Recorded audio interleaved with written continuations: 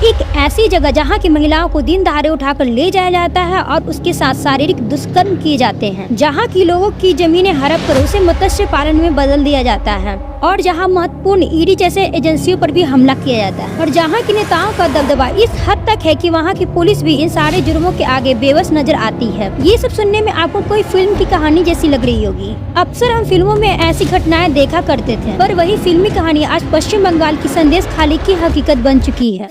The showdown in Sandesh Khali. TMC नेता शिबू हाजरा को police ने गिरफ्तार किया है। They would often be called to this party office. सामूहिक यौन शोषण महिलाओं पे ऊपर नहीं हुआ। कमरे के अंदर क्या होता है वो तो हम डिटेल्स में बता नहीं सकते, लेकिन लेके जाता था। The women of Sandesh Khali are demanding the arrest of TMC नेता Shahjahan Sheikh and his aides. Where is Sheikh Shahjahan? दरअसल इस पूरे घटने की शुरुआत एक ऐसे स्कैम से होती है जो हमारे देश में बहुत ही कॉमन है। इस स्कैम के अंतर्गत सरकार के द्वारा दी जाने वाली सरकारी राशन के घोटाले से थी, जिसमें सरकार के द्वारा दी जा रही राशन में से हर 1 किलो राशन पे ये लोग 200 ग्राम राशन की घोटाला कर लेते थे, और ऐसा ये लोग पिछले 10 सालों से कर रहे थे, जिसमें से इन लोगों ने 20,000 करोड़ से भी ज्यादा का स्कैम किया। इसी घोटाले की जांच के सिलसिले में 5 जनवरी 2024 को ईडी की टीम पश्चिम बंगाल जाती, वहां हजारों की भीड़ इकट्ठा हो जाती है और ईडी की टीम पर अटैक कर देती है। इस हमले से जान बचाने के लिए ईडी की टीम को वहां से भागना पड़ जाता है। इस हमले में ईडी की टीम में से कई नौजवान बुरी तरह से घायल भी हो जाते हैं। जहां ममता बनर्जी इस पूरी घटना की निंदा करने की वजह शाहजहां शेख की लोकप्रियता का व्याख्या करती है और वे ईडी के हमलावर्स को शेख का सपोर्टर्स कहकर संबोधित करती है।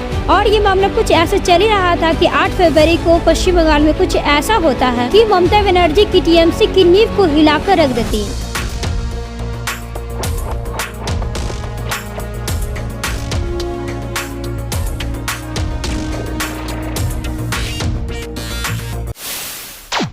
दरअसल 8 फरवरी को संदेश खाली की महिला हाथों में लाठी डंडा लिए सड़कों पर उतर आती है और वे टीएमसी के लीडर शाहजहां शेख के खिलाफ प्रोटेस्ट करती है, और उनका आक्रोश इस हद तक था कि वे शेख के पोल्ट्री फार्म को भी जला देती है।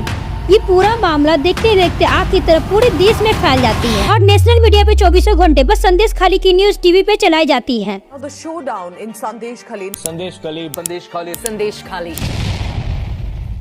संदेश खाली की कुछ महिलाएं टीएमसी के कुछ लीडर पे यौन जैसे गंभीर आरोप लगाती है, जिसमें वो शाहजहां शेख, शिबू हाजरा और उत्तम सरदार को इस पूरे घटना का मास्टरमाइंड बताती है कि वे लोग बंदूक की नोक पर वहां की महिलाओं को उसके घर से उठाकर टीएमसी ऑफिस ले जाते थे। टीएमसी ऑफिस ले जाने के बाद बाहर से ताला लटका दिया जाता था और ये लोग उस महिला को तब तक रखता था जब तक कि ये लोग उस महिला से पूरी तरह से सेटिस्फाइड ना हो जाए। पर ऐसा गाँव की 1-2 महिलाओं के साथ नहीं बल्कि कई महिलाओं के साथ ऐसा किया गया था।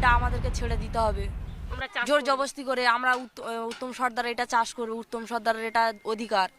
देश के सभी छोटे बड़े न्यूज एंकर गांव जाती है औरतों का बयान लेने के लिए। कई सारी औरतें ये बताती है कि जब वो टीएमसी ऑफिस के अंदर थी तो उसके साथ बहुत बार यौन शोषण किया गया था, उसके साथ शारीरिक दुष्कर्म किए गए थे और अलग अलग तरीके से उसके साथ टॉर्चर किया जा रहा था। अंदर क्या होता है वो तो हम डिटेल्स में बता नहीं सकते, लेकिन लेके जाता था। और ये पूरा मामला बहुत ही गर्म हो जाता है, जिसे ममता बनर्जी इसे बचाने की कोशिश करती है। बीजेपी इस पूरे मामले को कॉमनल एंगल देने की कोशिश करती है, जिसमें बीजेपी बताती है कि शाहजहां शेख हिंदू SC/ST महिलाओं को ही टारगेट करते थे। Mamata Bandyopadhyay is known for the genocide of Hindus.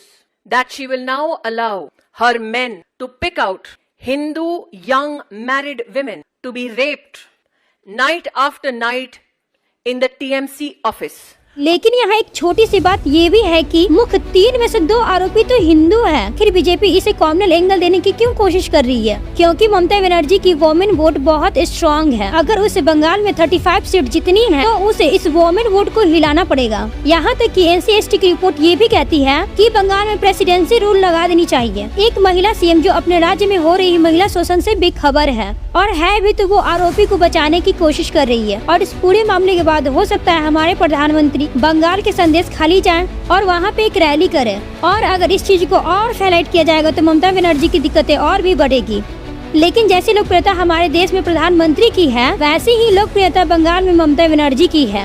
इस घटने के बावजूद भी वहाँ की महिला अब भी कहती है कि वो टीएमसी को ही वोट देगी, क्योंकि उन्हें लगता है कि इन सारे घटनाओं के बारे में ममता बनर्जी को पता नहीं थी, और अगर उन्हें ये पता रहता तो ये पहले ही सब ठीक कर देती। जैसे जैसे मामला गर्म होता है तो ममता बनर्जी को भी अब लगने लगता है कि हो सकता है कि पूरा मामला उनके वोट बैंक में रोड़ा बन जाए। इसके बाद वो कुछ जांच एजेंसियों को संदेश खाली भेजती है। इसके बाद बंगाल की जांच एजेंसियों का जो बयान आता है उसे सुन के आपका होश उड़ जाएगा। जांच एजेंसियां ये बताती है कि जो भी न्यूज देश में फैलाए जा रहे हैं वो ऐसा कुछ भी नहीं हो रहा है, उस गांव में एकदम नॉर्मल है। यहाँ तक कि टीवी पे जो भी महिलाओं का बयान आया है सारी गोरी गोरी महिलाएं हैं, पर ट्रैवल में तो इतनी गोरी गोरी महिलाएं नहीं होती हैं। हद तो तब हो गई जब टीएमसी के लीडर ये तक कहने लगे कि बीजेपी बंगाल में अराजकता फैलाने की कोशिश कर रही है। इसके बाद बंगाल पुलिस उठता है और वो कहता है कि यहाँ तो ऐसा वैसा कुछ नहीं हो रहा है, और इस न्यूज को जो भी फैलाने की कोशिश करेगा उस पर कार्रवाई की जाएगी। और यहाँ तक कि वहाँ की पुलिस संदेश खाली में धारा 144 लगा देती है। अब आप खुद ही सोच सकते हैं कि वहाँ की पुलिस गुनहगारों को पकड़ने की वजह धारा 144 लगा देती है, जिससे कि गांव के लोग ही घर में बंद हो जाए, जिसमें से बंगाल की पुलिस मुख्य 3 आरोपियों में से 2 आरोपी को गिरफ्तार कर लेती है। शिबू हाजरा और उत्तम सरदार को गिरफ्तार कर लेती है।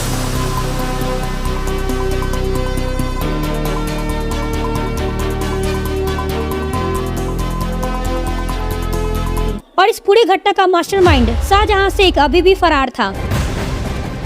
इस वक्त एक बड़ी खबर मिल रही है पश्चिम बंगाल से। सूत्रों से जानकारी मिली है कि ईडी ने फरार टीएमसी नेता शाहजहां शेख की तलाश में लुकआउट नोटिस जारी कर दिया है।